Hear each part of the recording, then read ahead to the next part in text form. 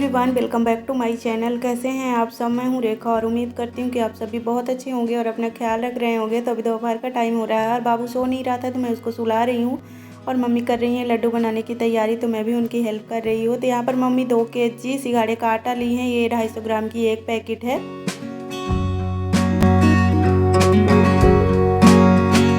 और अभी मम्मी चनसूर दाना भून रही हैं। हम लोग तो इसको गांव की भाषा में चनसूर दाना ही बोलते हैं। आप लोग क्या बोलते हैं प्लीज़ कमेंट करके ज़रूर बताइएगा। तो ये काफ़ी हेल्दी होता है। तो इसको भी मम्मी रोस्ट करके और ग्राइंड करके लड्डू में ऐड करेंगी। तो बिल्कुल धीमी आंच में ही रोस्ट कर रही हैं ताकि नीचे से जले ना। और ये गोंद है तो इसको भी मम्मी देसी घी में ही भुनेंगी।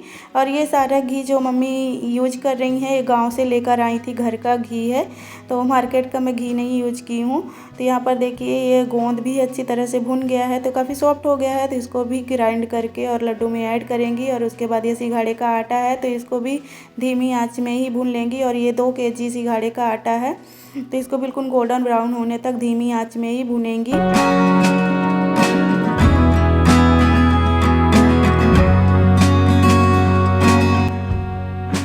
और मम्मी खड़े होके काम नहीं कर पाती हैं तो मैं उनकी मदद कर रही थी। वो नीचे बैठ के काम कर रही थी और जो भी भुनने का काम था तो इधर मैं भी कर रही थी, क्योंकि लड्डू बनाने में ज़्यादा टाइम लग जाता है।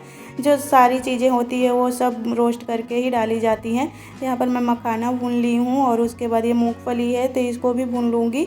तो और इसका छिलका जो ऊपर का है तो वो निकाल दूँगी। तो बिल्कुल धीमी आंच में ही भूनूँगी तो ऊपर का जो छिलका है वो जल जाएगा। तो फिर वो आराम से ठंडा होने के बाद हाथ से मैश कर दो तो वो निकल जाता है। कुछ लोगों के कमेंट आते हैं कि मेरी डिलीवरी नॉर्मल हुई है या सी सेक्शन। तो मेरी डिलीवरी नॉर्मल हुई है और मैं बिल्कुल ठीक हूँ। और नीचे जो स्टिचेस लगे थे वो भी बिल्कुल ठीक हो गए हैं। तो अभी घर के मैं सारे काम खुद ही कर लेती हूँ। उससे शरीर भी एक्टिव रहता है और थकान सी नहीं लगती, नहीं खाली खाली से घर में बैठे फिर बोर भी हो जाता है इंसान। तो अभी ये सारी चीज़ें रोस्ट हो गई हैं तो मैं इनको ग्राइंड कर लूँगी, क्योंकि मैं सबका पाउडर ही बना लूँगी। और इसके साथ में मम्मी खांड ऐड करेंगी। अगर गुड़ होता तो फिर उसमें ऐसे दरदरा सा भी ड्राई फ्रूट ऐड कर सकते हैं, लेकिन ये खांड के लड्डू और सिंघाड़ आटे के बन रहे हैं तो इसमें फिर पाउडर मसाले ही ऐड होंगे, नहीं तो फिर लड्डू बंधेंगे नहीं। और ये गोंद है तो इसको भी मैं ग्राइंड कर लूँगी। तो ऐसे ही सारे ड्राई फ्रूट है तो मैं ग्राइंड कर लूँगी।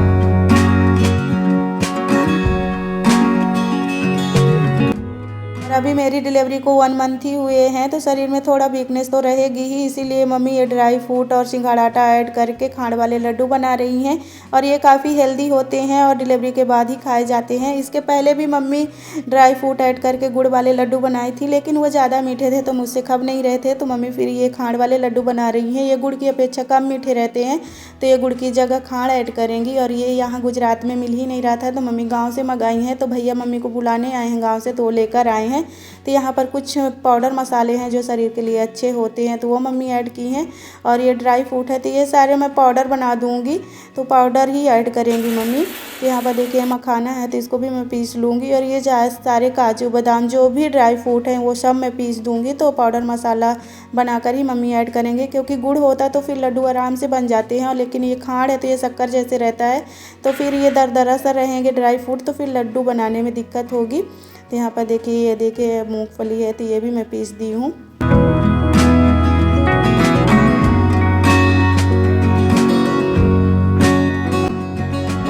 और यहाँ पर मम्मी लड्डू बनाने के लिए 4 केजी खांड में 2 केजी सिंघाड़े का आटा ऐड की हैं। और खड़े मसाले जो ड्राई फ्रूट हैं वो आधा आधा केजी ली हैं।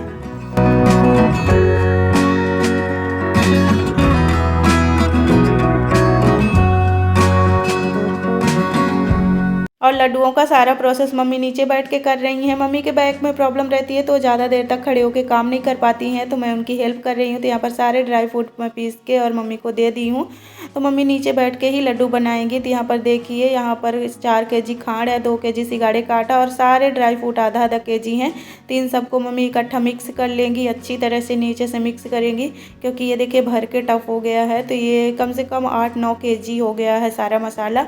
तो आराम से 2 मंथ के लिए लड्डू बन जाएंगे। एक एक लड्डू भी एक दिन में खाएंगे तो। और ये काफ़ी हेल्दी रहते हैं और एक लड्डू खाने से काफ़ी ज़्यादा एनर्जी मिलती है। तो ये देखिए यहाँ पर सारा मम्मी मिक्स कर रही हैं। और अकेले तो मम्मी से बनेगा ही नहीं, तो मैं भी उनकी हेल्प करूँगी।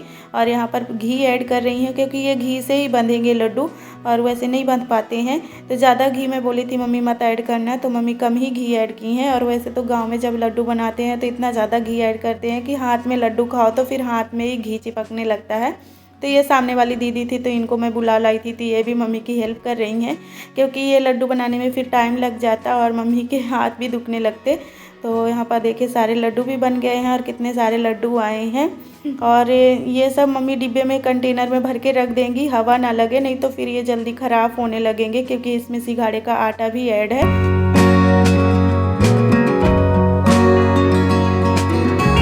और अभी ये सारा किचन फैल गया है, नीचे देखिए कितना सारा ये रहता जो फैला है, तो इसको भी मुझे अभी समेटना है।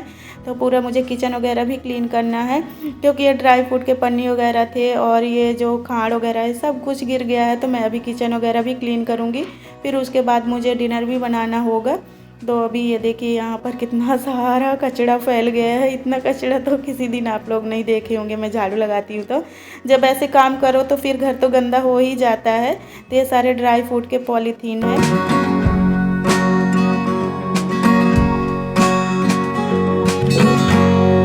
सारा काम आप लोग वीडियो में 6 से 7 मिनट में देखे हैं, लेकिन करने में 6 से 7 घंटे लग गए हैं हम लोगों को।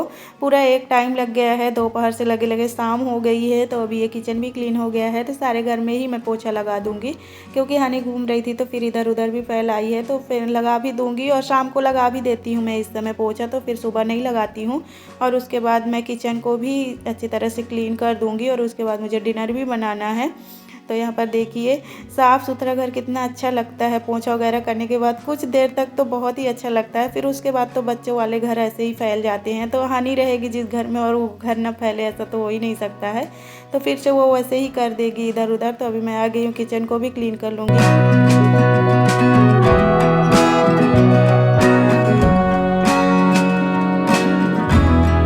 और इस समय मैं सारे काम तब करती हूँ जब बाबू सोता रहता है और मैं वेट करती रहती हूँ कि कब वो सोएगा तो फिर मैं अपने काम ख़त्म करूँ। तो शाम का खाना भी मैं जल्दी बना लेती हूँ, सब्जी वगैरह बस रोटी सेकना रह जाता है।